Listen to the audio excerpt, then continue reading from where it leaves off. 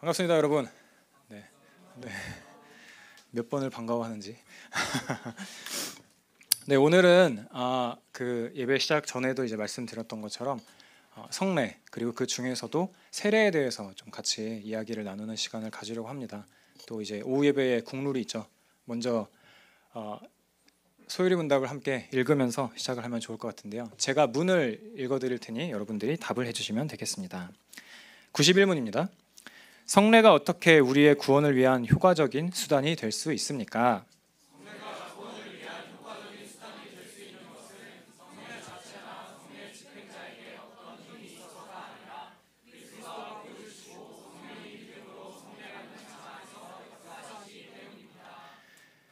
(92문) 성례란 무엇입니까?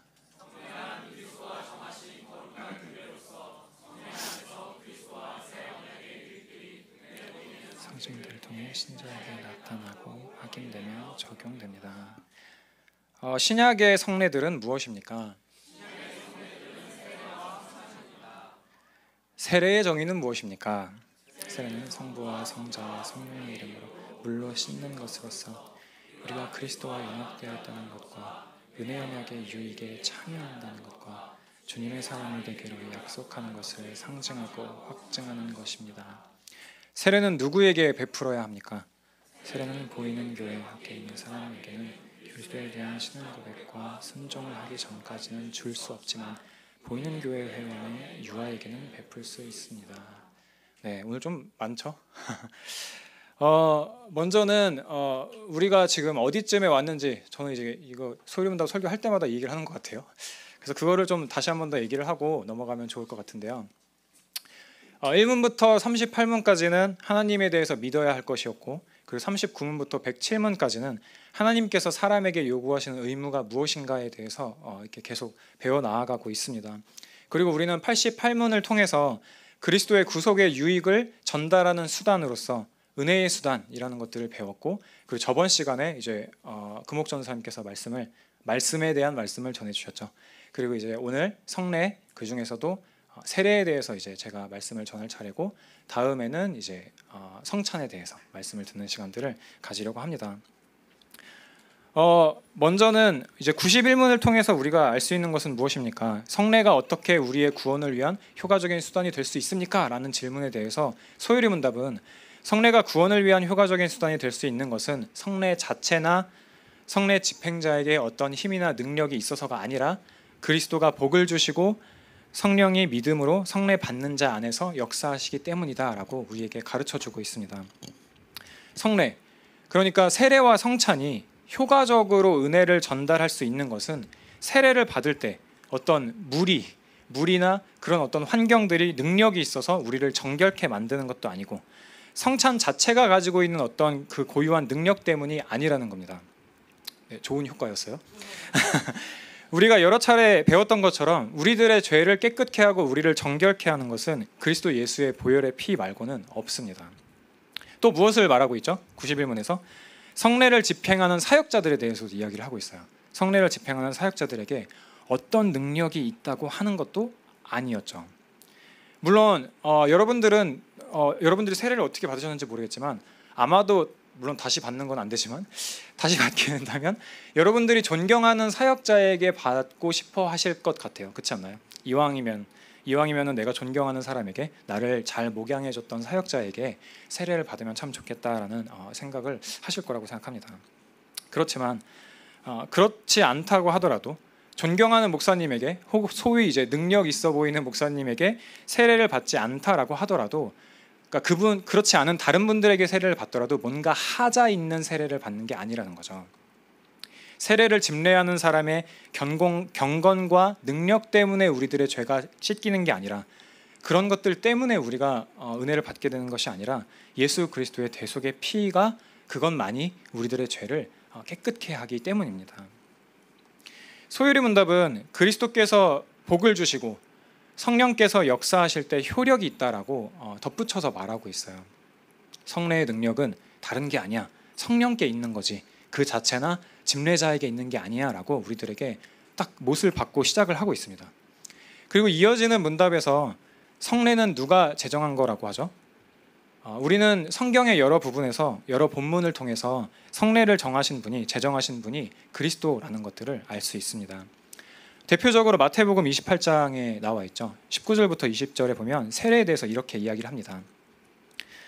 그러므로 너희는 가서 모든 민족을 제자로 삼아 아버지와 아들과 성령의 이름으로 세례를 베풀고 내가 너희에게 분부한 모든 것을 가르쳐 지키게 하라.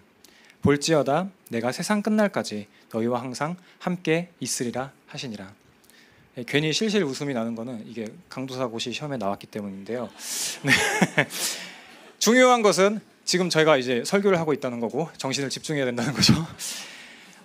성례는요. 네, 흔들리면 안 돼. 성례는요, 인간이나 교회가 만든 제도가 아니에요. 세례를 주는 것, 성찬을 하는 것, 그런 것들은 그냥 인간이 이 교회 안에 있는 구성원들을 소위 잘 관리하기 위해서, 이 사람들이 어디 빠져나가지 않게 잘 관리하기 위해서 사람이 만든 제도가 아니라는 거예요. 어떤 존중할 만한 그런 전통도 아닌 거예요. 이것은 하나님께서 정하시는 거라는 거죠. 그렇기 때문에 우리는 뭔가 생각을 조금 달리 해야 될 것이 있다라는 겁니다. 되게 좀 요즘이 아니라 오늘 좀 괜찮은데요. 네. 네. 93문답은 신약의 성례에 대해서 이야기를 하면서 세례와 성찬이 있다라고 두 가지를 이야기를 하고 있어요. 그렇지만 이제 성찬은 다음 기회로 잠시 미뤄두고 오늘은 세례에 대해서 이야기를 해보려고 하는데요. 세례에 대해서 이해할 때 중요한 점이 두 가지가 있습니다. 바로 표와 인입니다. 표는 이 상징을 말하는데요. 예를 들면 오늘도 여러분들이 아마 1부나 2부 예배에 오셨으면 보셨겠지만 성찬 빵을 찢잖아요. 그렇죠? 그렇게 찢을 때 우리는 그게 그리스도의 몸이 찢겨지는 것이라는 것들을 상징한다는 걸 알 수 있죠. 그리고 포도주를 목사님이 이렇게 보여주시면서 이렇게 찢는 게 아니라 부으시잖아요. 그러니까 그때에 그리스도께서 피를 쏟으신다라는 것들을 상징하는 것들을 알 수 있죠. 또 세례가 행해질 때 죄가 씻긴다라는 것들을 우리는 그걸 상징한다라는 것들을 또 금방 알 수 있어요. 인이라고 하는 것은 어떤 것들이 상징을 한다라는 것들을 깨닫는 것뿐만 아니라 성령께서 그 가운데 실제로 은혜를 베풀어 주셔서 은혜를 베풀어 주신다라는 것을 의미합니다. 세례를 받는 사람뿐만 아니라 그것들을 함께 지켜보는 사람에게도 성령께서 역사하셔서 그 은혜를 함께 누리게 해주신다라는 거예요. 그리스도께서는 우리 눈에 보이는 방식으로 죄인들에게 행하신 일들을 다시 기억나게 해주십니다. 우리의 이해가 더디다는 것과 우리의 연약함을 고려해 주시는 거죠. 하나님께서 단순히 우리에게 내가 은혜를 줬다라고만 말씀하시는 것이 아니라 가장 직관적인 방식으로 눈에 보이는 그런 방식으로 알 수 있게 우리들에게 계속 가르쳐 주시는 거예요.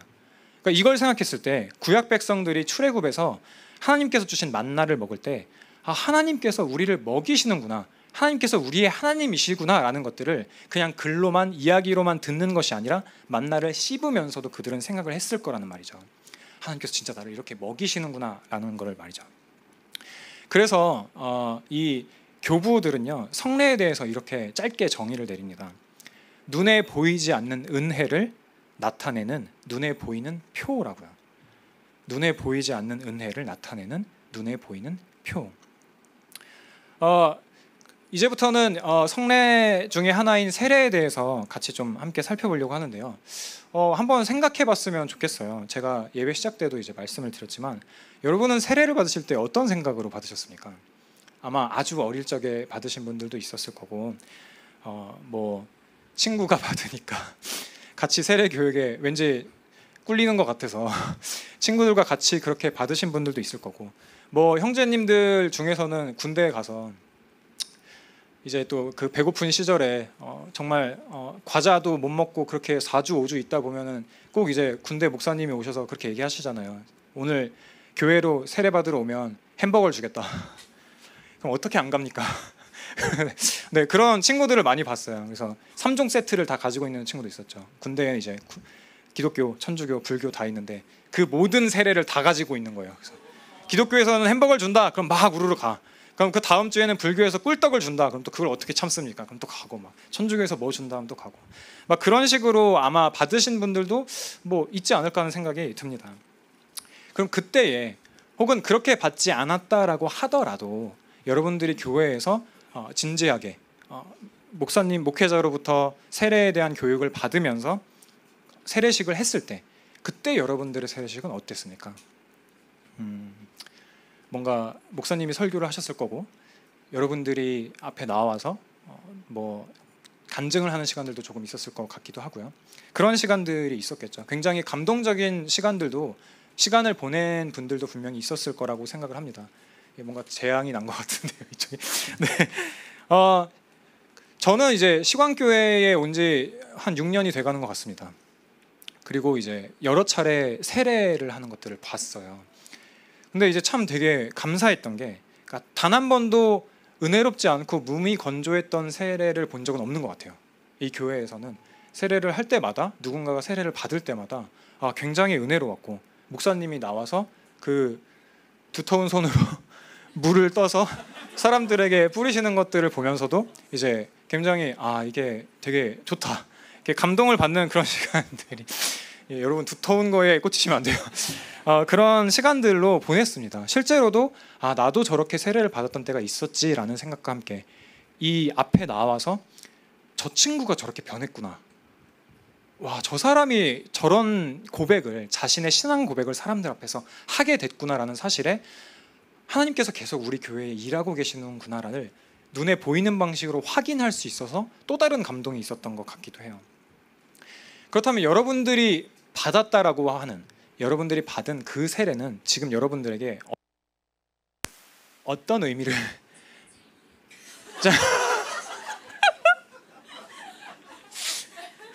예. 어떡하죠? 시리를 설교로 설득을 해야 되는데 쉽지 않습니다. 네. 네. 그런 거예요. 어디까지였죠? 네. 여러분들이 받은 그 세례는 지금 어떤 의미로 작용을 하고 작동을 하고 있냐라는 거예요. 세례의 의미에 대해서 조금 더 명확하게 알기 위해서 우리는 성경 속의 여러 가지 사건들에 대해서 조금은 주목을 해볼 필요가 있습니다. 먼저 창세기 6장입니다. 여호와께서 사람의 죄악이 세상에 가득함과 그의 마음으로 생각하는 모든 계획이 항상 악할 뿐임을 보시고 땅 위에 사람 지으셨음을 한탄하사 마음에 근심하고 이르시되 내가 창조한 사람을 내가 지면에서 쓸어버리되 사람으로부터 가축과 기는 것과 공중의 새까지 그리하리니 이는 내가 그것들을 지었음을 한탄함이라 하시니라. 그러나 노아는 여호와께 은혜를 입었더라. 그리고 여러분 이 사건들 잘 알고 계시죠? 그리고 이 사건에 대해서 신약 성경에서는 이렇게 이야기를 해요. 베드로전서 3장입니다. 그들은 전에 노아의 날 방주를 준비할 동안에 하나님이 오래 참고 기다리실 때에 복종하지 아니하던 자들이라. 방주에서 물로 말미암아 구원을 얻은 자가 몇 명뿐이니 겨우 8명이라. 물은 예수 그리스도께서 부활하심으로 말미암아 이제 너희를 구원하는 표니 곧 세례라. 이는 육체의 더러운 것을 제하여 버림이 아니요 하나님을 향한 선한 양심의 간군이라. 노아가 있던 시절 하나님께서 지으신 것을 후회하실 정도로 세상은 타락해 있었습니다. 그래서 하나님은 심판을 하셨죠. 그때 하나님께서 사용하신 심판의 수단이 무엇입니까? 물이죠. 네, 물이라는 수단을 사용하셨어요. 그리고 동시에 우리가 방금 제가 읽어드렸던 말씀에서도 알 수 있었던 것처럼 창세기의 말씀에서도 그러나 노아는 여호와께 은혜를 입었더라라고 말하고 있잖아요. 하나님께서는 심판만 하신 것이 아니라 그 안에 구원도 있었다는 것을 우리는 바로 알 수 있죠.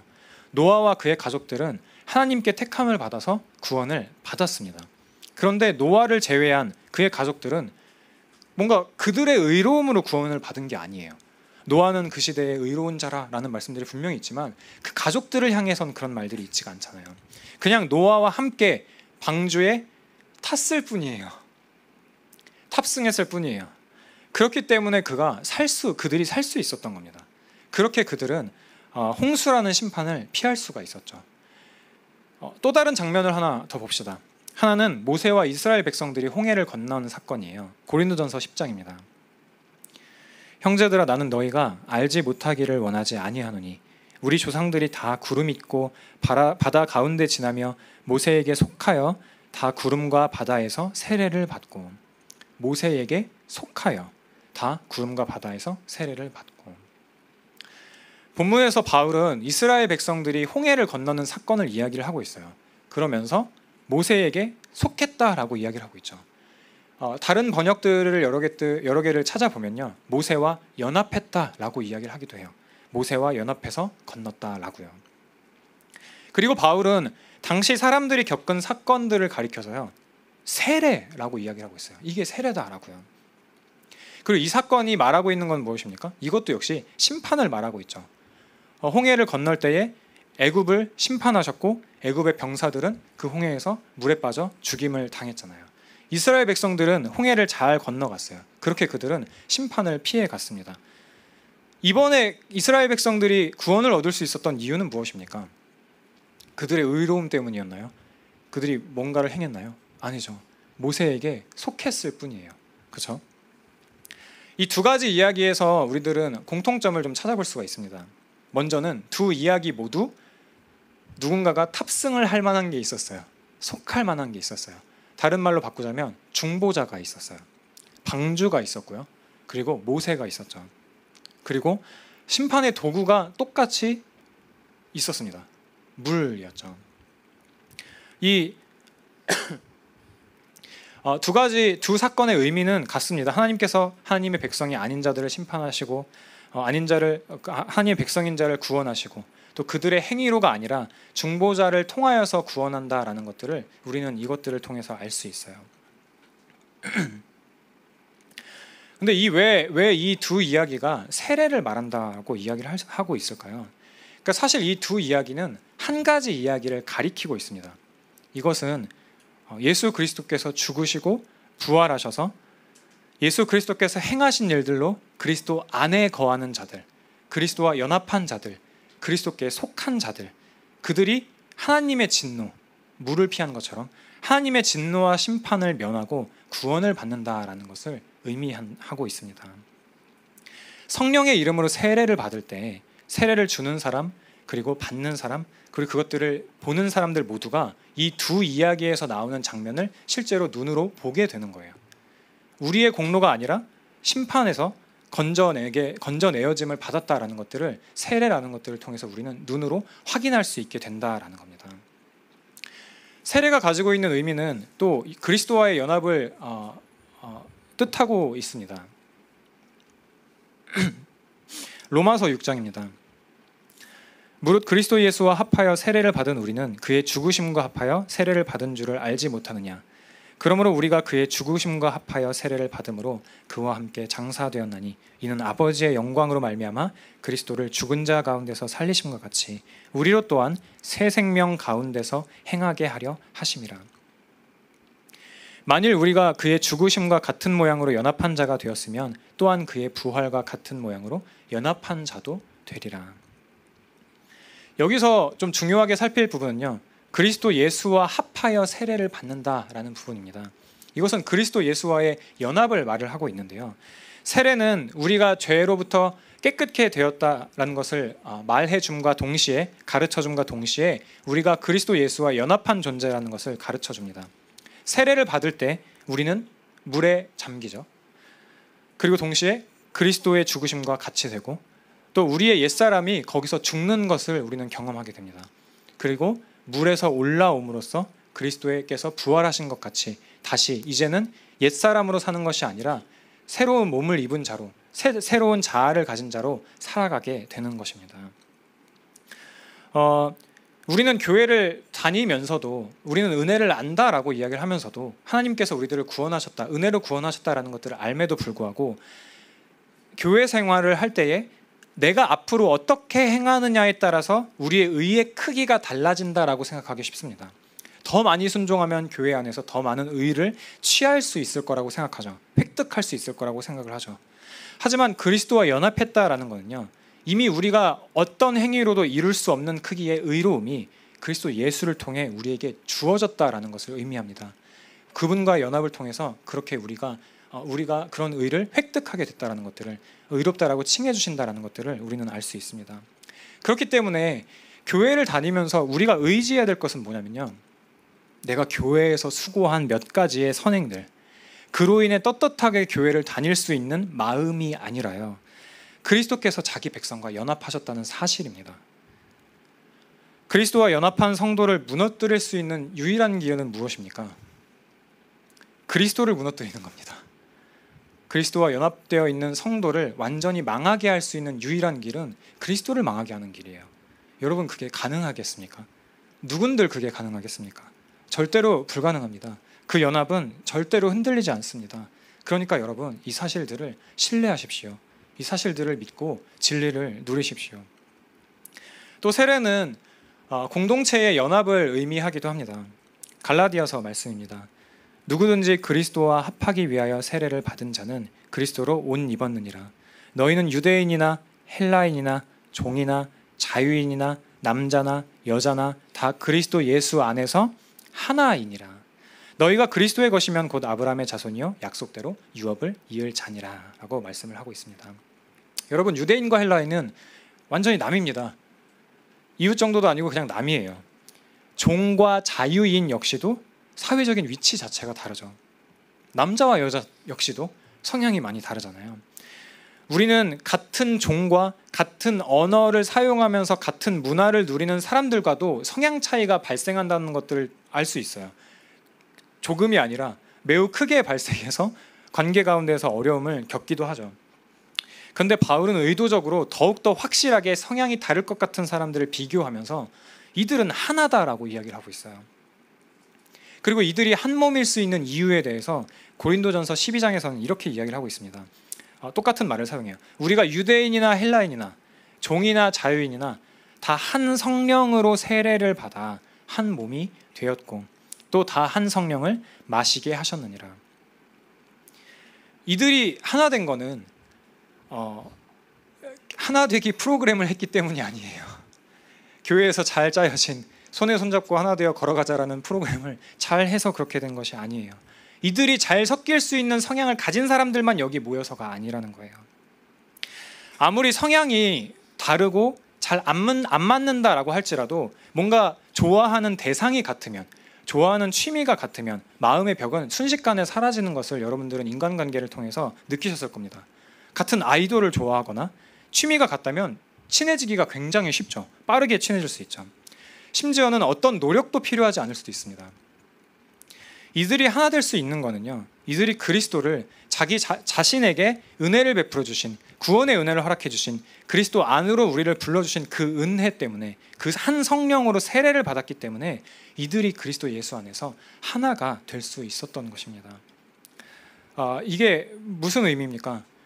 세례가 갖고 있는 의미가 어떤 종류의 사람과도 상관없이 그리스도께서 행하신 일을 은혜로 받는 것이기 때문에 그 누구도 세례를 받기에 더 합당한 사람은 없고 더 부족한 사람도 없다는 겁니다.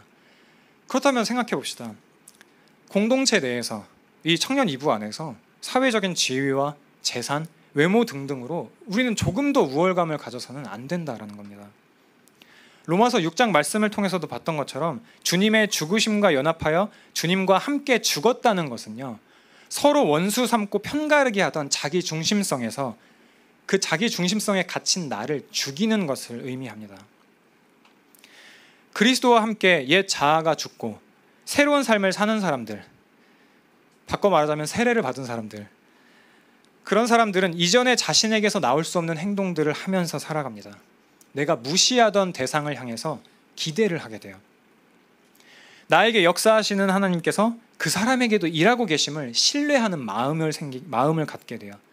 이전에는 자기 자신에만 갇혀 있어서 자기 확신에만 가득 차서 주변을 돌아보지 못했던 사람들이 주변을 돌아보면서 이웃을 아끼려는 마음들을 가지게 됩니다. 그리스도와 함께 죽은 사람들을 챙기게 되는 거죠. 늘 나와 비교했던 사람들을 향하여서 기도를 시작하게 됩니다. 죄에 빠진 지체들을 바라보면서 이전에는 저 불경건한 저 사람이라고 생각을 했다면 이제는 그에게 다가가서 용기 내어 권면하는 데까지도 이르게 된다는 거죠. 왜냐하면 세례받은 사람들은 물이라는 죽음을 지나서 그리스도로 사는 사람이기 때문입니다. 그렇게 여러분, 유대인과 헬라인이 하나가 됩니다. 종과 주인이 하나가 됩니다. 남자와 여자가 한 몸이 됩니다. 그럼 세례를 받은 사람들, 그리스도와 연합을 했고 공동체로 하나를 묶어주셨고, 그렇다면 세례를 받은 자로서 우리들은 어떤 삶을 살아가야 될까요? 세례는 공적으로 내가 그리스도인입니다 라는 것들을 사람들 앞에서 선포하는 것이고, 또 자신의 신앙을 그렇게 고백하는 것인데, 세례받은 자의 삶은 어떤 삶을 살아가야 될까요? 이 문제에 있어서 성례가 가진 뜻과 그리고 고대 교회의 사람들이 세례를 어떻게 생각하는지에 대해서 조금 알아볼 필요가 있습니다. 먼저 이 성례의 뜻은요, 성례를 의미하는 라틴어 이 사크라멘툼은 군대의 용어로 쓰이기도 했어요. 군대에서 충성 맹세에 가까운 의미를 가지고 있죠. 그래서 이거는 장군이 자신의 부하를 신실하게 사랑할 의무가 있다는 것과 동시에 부하는 이것을 통해서 장군에게 충성을 다해야 할 의무가 있다는 것들을 동시에 보여줍니다. 우리의 신앙의 선배들인 고대 교회에서는요, 세례를 생각할 때에 굉장히 무거운 주제였어요. 물론 우리도 지금 생각했을 때 세례라는 주제가 참 무거운 주제지만 그때 당시에는 지금 우리가 생각하는 것보다는 훨씬 더 무거웠던 것 같습니다. 훨씬 더 무겁게 여기는 그런 주제였던 것 같습니다. 왜냐하면요, 세례를 받으려면 최소 3년 이상의 교리 교육을 받았어야 됐어요. 네, 거의 뭐 신대원이에요. 네, 그리고 마지막 한 주나 두 주는 반드시 금식을 해야만 했어요. 네, 쉽지 않습니다. 네. 그리고 세례를 받기 위해서 어떤 직업을 가진 사람들은 직업을 포기해야만 했어요. 뭐 매춘은 당연히 말할 것도 없이 포기를 했어야 됐고, 고리대금업 혹은 연극 배우들도 포기했어야 됐어요. 왜냐하면 그때 당시에 연극을 할 때에는 가면을 쓰고 했는데, 그때 당시 그리스도인들은 그걸 거짓말이라고 생각을 했던 거예요. 그래서 그만뒀어야만 했어요. 그러니까 네, 그랬던 거죠. 그러니까 그리고 이 당시 교인들의 이 신학은요, 그들의 경건은 교회의 건물에도 나타나 있습니다. 첫 번째 사진을 좀 올려주시겠어요? 보이나요? 대충 보이죠? 네, 이게 화장실은 아니고요. 네, 화장실은 아니고요. 저 문같이 생긴 데가 있잖아요. 여기가 이 열쇠 구멍같이 생긴 데가 세례 욕조예요. 여기서 세례를 받는 거예요. 그러니까 아예 물에 잠겨버리는 거죠. 그런데 이제 세례를 받는 사람이 저 문같이 생긴 데에서 걸어 들어와요. 이렇게 걸어 들어오고, 그러면 세례를 집례하는 사역자가 뒤를 돌아라고 이야기를 해요. 그럼 들어오다가 말고 뒤를 돌아서죠. 그리고 그 방향을 향해서 침을 3번 뱉으라 그래요. 그러니까 교회마다 차이는 있지만 3번 침을 뱉고 이렇게 하는 이유는 저 방향이 상징하는 바가 죄의 세력이기 때문이에요. 나 다시는 이제까지 내가 살아왔던 대로 살지 않겠다. 세례를 받기 전에 내가 지금까지는 하나님을 모른 채로 죄를 지으면서 살아왔는데 내가 다시는 저쪽을 향해 살지 않겠다라는 의미로 침을 3번 뱉는 거예요. 그리고 나서 물로 들어오는 거죠. 그러면 이제 그때 당시에 목회자가 3번의 질문을 합니다. 성부를 믿습니까? 예 하면 이제 물에 잠그는 거예요. 또 이제 엎하고 일어나면 성자를 믿습니까? 예 하면 또 잠궈요. 그럼 또 이제 또 일어나죠. 그리고 성령을 믿습니까? 하면 이제 또 잠그는 거예요. 이렇게 3번을 고백한 다음에 나는 절대 저 방향, 내가 침을 뱉었던 그 방향으로 돌아서지 않겠다라고 맹세를 했기 때문에 저 방향으로 나가는 게 아니라 이 방향으로 나와요. 걸어온 방향 그대로 물에 젖은 채로 그대로 이렇게 나오는 거예요. 그러면 이제 집례하시는 분이 이제 흰 가운을 주는 겁니다. 다시는 그쪽을 향하지 않겠다는 의미가 있는 것이고, 또 어떤 기록에는 이제 음식을 2개 줬다라고 해요. 아까 구약의 세례 사건이 2가지가 있었는데, 한 가지가 홍해 사건이 있었잖아요. 홍해를 지나서 어디로 갔죠? 이스라엘 백성들이 가나안 땅으로 갔어요. 가나안 땅에서, 가나안 하면 생각나는 2가지의 음식이 있어요. 젖과 꿀이거든요, 그게. 네, 그런데 이제 그걸 줬어요. 정말 우유와 꿀을 주면서 이제 너가 이쪽에서 사는 거다라는 의미로 그렇게 줬다라는 거예요. 그래서 애굽을 등지고 하나님께서 약속하신 가나안으로 왔다라는 왔다라는 의미인 거죠. 그렇게 고백한 사람만이 예배당 안에 들어올 수도 있었던 거예요. 이뿐만이 아닙니다. 또 다음 사진 한번 넘겨주시겠어요?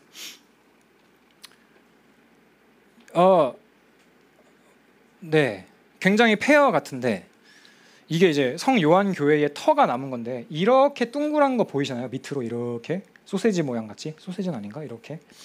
그러니까 이렇게 모양이 있다는 거를 기억해 두시고 다음 장 넘겨주시겠어요? 이렇게 이게 교회의 모양이에요. 그러니까 이게 무슨 모양인가 싶은데 그 다음 장도 한번 넘겨주세요. 이건 뭐 같나요? 추리하시는 분에게 제가 맞출게요. 이게 원형 경기장이에요. 그러니까 많은 교회의 모습들이 교회의 터를 봤을 때 이 마차 원형 경기장의 모습과 굉장히 흡사하게 지은 거예요. 그러니까 어떤 교회는 이 마차 원형 경기장은 출발선을 보면 출발할 때에 이렇게 경사지어 있었대요. 그러니까 출발할 때 스타트를 편하게 하려고. 근데 어떤 교회는 그 경사까지도 똑같이 만들어놨다고 해요. 그러니까 그 이유가 무엇이겠습니까? 그러니까 많은 학자들은 이걸 교회를 짓는 사람들이 의도적으로 이렇게 만들었다라고 이야기를 하는데요. 세례를 받고 믿음을 고백하면서 세상을 등진 사람들, 침을 3번 뱉고 어프어프 3번 하고 흰옷 입고 젖과 꿀을 먹으면서 그랬던 그 사람들, 주님을 거부하는 세상을 마땅히 등져야 했던 그 사람들, 성부, 성자, 성령을 믿는 자들이 들어온 공간은, 그 욕조를 지나서 들어온 공간은 편한 음악이 흐르는 그런 카페 같은 공간이 아니었던 거예요. 그들에게 신앙의 경주라고 하는 것은, 신앙생활이라고 하는 것은 그런 공간이 아니라 끊임없이 달려야 되는 마차 경기장과 같았던 거예요. 그래서 교회를 그렇게 지었던 거죠. 언제까지 달려야 됩니까? 주님이 오실 때까지 달리는 거예요. 그리스도께서 그 의의 면류관을 주실 때까지 자기는 신앙의 싸움을 그렇게 이어가겠다라는 그런 고백을 이 건물 안에도 이렇게 스며들게 해 놨던 거죠. 네, 다 끝났습니다, 거의. 어떤 사람들은 세례를 결혼 관계에 비유하기도 합니다. 공적으로 내가 그리스도인이라는 사실을 선포하고 나의 신앙을 고백하는 것들, 이제 내가 사는 것은 나를 위해서가 아니라 믿음으로 살고 주님의 뜻대로 살고 마차 타고 원형 경기장에서 경주하듯이 그렇게 하는 것이 결혼 관계와 같다라고 이야기를 하기도 하죠. 남녀가 사랑해서 연인 관계에 있을 수 있습니다. 안타깝게도 동거를 하기도 하겠죠. 그러면 안 돼요, 근데. 하지만 이 모든 관계는 항상 다른 사람을 만날 여지가 있습니다. 그런데 결혼이라는 것은 어떤 의미입니까? 더 이상 나은 짝을 고르지 않겠다라는 거죠. 더 이상 주고받는 관계를 갖지 않겠다라는 거예요. 그러니까 세례를 결혼 관계에 덧붙여서 생각했던 사람들은 완전히 나는 주님만 바라보겠다, 주님과 나는 완전히 연합하겠다라는 의미인 겁니다. 따라서 세례로 이루어진 하나님과의 관계는 동거가 아니라 결혼 관계에 가깝습니다. 이 말이 우리들에게 위안을 주는 것은 무엇입니까? 우리가 부족함에도 불구하고, 우리의 연약함에도 불구하고 하나님께서도 역시 다른 짝을 찾지 않으신다라는 거죠. 세례를 우리가 만드는 어떤 프로젝트가 아니라 우리에게 주어진 은혜를 확인하는 것으로 볼 때 세례는 어떤 우리가 경건을 쌓아서 만들어가는 그런 이력서라기보다는요, 고아에게 쥐어진 새로운 가족관계 증명서에 가깝습니다. 가족관계 증명서를 볼 때만 우리가 가족인 게 아니잖아요. 하지만 가족관계 증명서를 볼 때에 나의 아버지가 누구신지, 나의 어머니가 누군지를 알 수 있잖아요. 그걸 보는 것처럼 우리가 세례를 보거나 그럴 때, 그리고 우리가 세례 받은 사람인 것들을 다시 생각할 때에 우리의 하나님께서 나에게 어떤 하나님이신지, 우리의 예수 그리스도께서 어떤 분이신지, 성령께서 어떤 분이신지를 다시 한 번 더 경험하게 되는 거예요. 그뿐만 아니라 가족관계 증명서에는 누구도 있죠? 여러분들이 죽어라 싫어하는 여러분들의 형제 자매들이 있지 않습니까?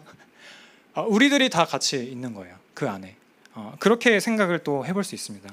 그렇게 가족관계 증명서를 볼 때 나는 다시 한번 내가 어떤 은혜를 입었는지, 하나님께서 나를 어떻게, 고아와 같은 나를 이렇게 은혜를 베풀어 주셨는지, 이렇게 가족으로 삼아 주셨는지를 알 수 있을 뿐만 아니라 우리들의 진짜 가족들이 누구인지, 한 세례를 받은 사람들이 누구인지에 대해서도 다시 한 번 더 생각하게 될 겁니다.